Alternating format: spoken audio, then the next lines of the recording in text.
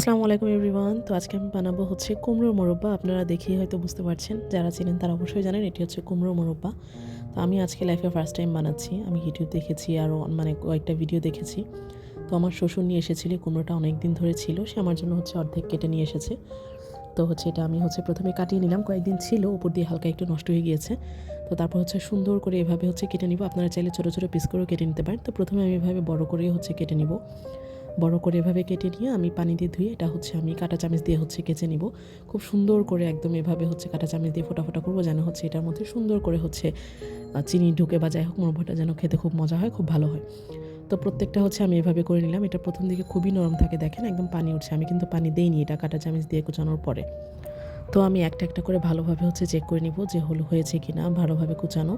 তো আমি ভিডিও এই জন্য হচ্ছে স্কিপ করিনি, আমি আপনাদেরকে দেখাচ্ছি। আমি নিজেও একটা একটা করে চেক করেছি সবগুলো, যদিও আমার অনেকক্ষণ লেগেছে। আমাকে কেটে দেওয়ার পর আমি একাই করেছি, চিন্তা করলাম কাউকে দিয়ে করলে সেটা যদি হচ্ছে না হয় বা হচ্ছে অসম্পূর্ণ থেকে যায়, যাই হোক এই কাজটা আমি করেছি। তো তারপরে হচ্ছে বাজার থেকে খাবার যেই পানটা দিয়ে যে চুন খাওয়া হয় সে চুন নিয়ে এসেছি। তো আমি 1 চামচের মতো হচ্ছে চুন দিব, আর একটু বেশি দিয়ে হচ্ছে ফ্রেশ পানিতে একটা বোলের মধ্যে পানি নিয়েছি। তারপরে হচ্ছে আমি কিছু চুন বেশ কিছুটা হচ্ছে গুলিয়ে এর মধ্যে হচ্ছে কুমড়োগুলো ভিজিয়ে রাখবো 12 ঘন্টার মতো। 12 ঘন্টা হোক বা 13 ঘন্টা হোক, যাই হোক আমি এখানে ভিজিয়ে রাখবো চুনটা, চুনের মধ্যে হচ্ছে কুমড়োটা যেটাই হোক। তো সুন্দর করে হচ্ছে আমি পানির মধ্যে চুনটা গুলে নিলাম। এর মধ্যে হচ্ছে আমি এক এক করে আমার সেই কুচানো কুমড়োগুলো হচ্ছে দিয়ে দিব। তো আমার হচ্ছে গোলানো শেষ। এখন এর মধ্যে হচ্ছে আমি এই কুচানো কুমড়োগুলো দিয়ে দিব। তো আপনারা দেখতেই পেরেছেন যে এগুলো খুবই নরম ছিল। এগুলো হচ্ছে এই চুনের পানির মধ্যে দেওয়ার পরে একদম শক্ত হয়ে যাবে। যখন আমি 12 বা 14 ঘন্টা পর উঠাবো, সেটা হচ্ছে আমি আপনাদেরকে দেখাবো, যেটা খুবই নরম হয়ে যাবে। তো আমি রাত্রেবেলা হচ্ছে ভিজিয়ে রাখছি, আর আমি হচ্ছে দিনের বেলা এটা করবো রাত পার হওয়ার পরেই। তো আমি একে একে সবগুলো হচ্ছে দিয়ে দিলাম, আর এমনভাবে দিব যেন হচ্ছে একদম সম্পূর্ণ এভাবে ভেসে থাকে বা ডুবে যায়।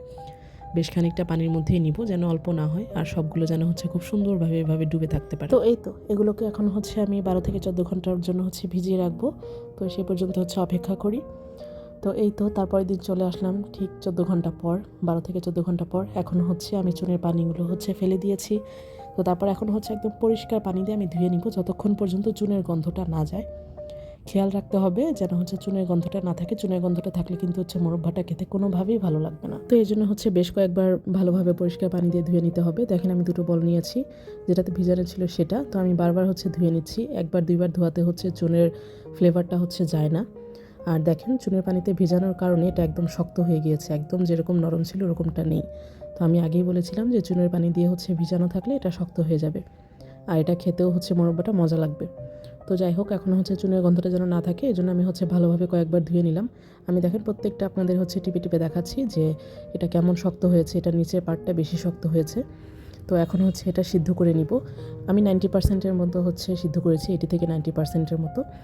আর হচ্ছে তারপর এটা সুন্দর করে সিদ্ধ করে যেন এর ভিতরে চিনি শিরাটা খুব ভালোভাবে ঢুকে। তো এখন আমি এটা হালকা একটু ঠান্ডা করে নিব, আমি হচ্ছে গরম পানিটা ফেলে নিলাম আর কি। আমি 10 মিনিটের মতো, 10 থেকে 12 মিনিটের মতো জাল করে নিয়েছি। তো দেখেন জাল করার পর এটা সুন্দর এখন হচ্ছে নরম হয়েছে। তো আমি এটা চিনিতে দিলে এটা হচ্ছে সম্পূর্ণ এটার মধ্যে চিনিটা হচ্ছে সোক করে নিবে, তারপরে মোরব্বাটাও খুব সুন্দর হবে। তো যাই হোক, এটা এখন আমি হচ্ছে আধা ঘন্টা থেকে 1 ঘন্টার মতো চিনি দিয়ে, পর্যাপ্ত চিনি দিয়ে হচ্ছে আমি এটা রেখে দিব এই বলে। তো আমার প্রায় এখানে আমি 1.5 কেজির মতো চিনি দিয়েছি, 1 কেজি সম্পূর্ণ লাগেনি। তো আমি চিনি দিয়ে নেড়ে চেড়ে সুন্দর করে হচ্ছে এটা রেখে দিব। দেখেন এটা দেখতে এখনই কতটা সুন্দর লাগছে। তো কেউ আবার দেখে মনে করবে না যে মোরব্বা হয়ে গিয়েছে। যাই হোক, আপনারা চাইলে সরাসরি চুলায়ও দিয়ে দিতে পারেন, কিন্তু আমি চিনিটা এভাবে হচ্ছে মেখে রেখেছি 1 ঘন্টার মতো। চিনিটা এমনিতেই তখন গলে যায়, আর এটা খুব সুন্দর একটু নরম হয়ে যায়। একদম গ্লাস কালার হচ্ছে দেখতে দেখায়, গ্লাসের মতো দেখায়, কাচের মতো লাগে তখন দেখতে। তো এটাকে তখন একদম দেখতে স্বচ্ছ গ্লাসের মতো লাগে। তো আমি সুন্দর করে হচ্ছে প্রত্যেকটা পার্ট বাই পার্ট চিনি দিয়ে হচ্ছে নেড়ে দিচ্ছি। আপনারা চাইলে নাও রাখতে পারেন, কিন্তু রাখলে হচ্ছে ভালো হয়। তো তারপর এই তো রেখে দিলাম, দেখেন দেখতে সুন্দর লাগছে। আমি চিনি দিয়ে মাখিয়ে আবার হচ্ছে উপরে কতখানি চিনি দিয়ে সুন্দর এটা রেখে দিলাম। তো ফিরে আসবো হচ্ছে 1 ঘন্টা পরে। তো 40 মিনিট থেকে 1 ঘন্টা পরে হচ্ছে দেখেন চিনিটা সম্পূর্ণ গলে গিয়েছে, আর আমার হচ্ছে কুমড়োগুলো দেখতে খুবই সুন্দর লাগছে।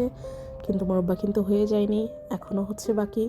তো এটা হচ্ছে আমি এখন চুলায় দিব। চুলায় দেওয়ার পরে হচ্ছে দেন এটা মোরব্বা হবে। আমি একদম এটা সুন্দর করে নেড়ে চেড়ে হচ্ছে জাল করবো। এই সিরকাটা সহই চুলায় দিয়ে দিব, কেউ আবার হচ্ছে শুধু কুমড়োটা দিবেন না। তো আমি এই তো একটা কড়াইতে নিয়ে নিলাম। এটা দেওয়ার পরে এখন হচ্ছে আমি জালটা ধরিয়ে দিব। জালটা ধরিয়ে দেওয়ার পর এটা সুন্দর করে যতক্ষণ না পর্যন্ত হচ্ছে হবে ততক্ষণ পর্যন্ত আমি নাড়াচাড়া করব।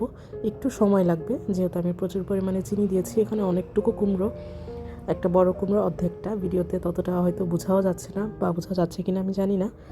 তো যাই হোক, মোরব্বা কিন্তু আপনারা কেক দিয়ে খেতে পারেন, মানে কেক বানানোর সময় দিতে পারেন। তারপরে হচ্ছে দোকানে বিভিন্ন রকমের পাউরুটির মধ্যে থাকে, তখন তো অল্প একটু থাকে, তো আপনারা পাউরুটি বানাতে পারেন, যে কোনো জিনিসে দিয়ে মোরব্বা খেতে পারেন। এটা এমনি এমনি খেতেও মজা, যারা মোরব্বা পছন্দ করে তারা মানে জানে যে মোরব্বাটা খেতে কত মজা। আর সেটা যদি হচ্ছে হোমমেড স্বাস্থ্যকর হয় তাহলে তো আর কথাই নেই। তো দেখেন আমার চিনির শিরা অনেকটা হচ্ছে শুকিয়ে গিয়েছে। আমি এটা হচ্ছে অনেকক্ষণ পর্যন্ত জাল করছি, নেড়ে চেড়ে, আর নিচে লেগে গেলে কিন্তু হচ্ছে পুড়ে যাবে যেহেতু এটা চিনির। তো অনবরত এভাবে আমি নাড়তে থাকবো, নাড়ার পরে এটা এক পর্যায়ে হচ্ছে চিনিটা একদম সম্পূর্ণ শুকিয়ে যাবে। তো দেখেন অলরেডি হচ্ছে আমার এই কুমড়োগুলো চিনিটা সোক করে নিয়েছে, এটার ভিতরে হয়ে গিয়েছে। যখন আপনারা দেখবেন যে চিনির কনসিস্টেন্সিটা একবারে হচ্ছে এমন আঠালো হয়ে এসেছে, একটু ঠান্ডা হওয়ার পরে হাতে নিয়ে দেখবেন যখন এমন হয়ে গিয়েছে তখন হচ্ছে চুলাটা অফ করে দিবেন। আমার হচ্ছে আর জমাও নেই। আর আপনারা চাইলে একবারে শুকনো করতে পারেন চিনি ওঠা পর্যন্ত, কিন্তু আমি সেরকমটা হচ্ছে করব না। তো এই তো হয়ে গেল আমার সুস্বাদু দারুণ একদম স্বাস্থ্যকর হোমমেড মোরব্বা। চাইলে আপনারা আমার রেসিপি ফলো করতে পারেন, খুবই সহজ উপায়ে আমি বানিয়েছি। তো আজকের মতো এই পর্যন্তই, সবাই ভালো থাকবেন, আল্লাহ হাফেজ।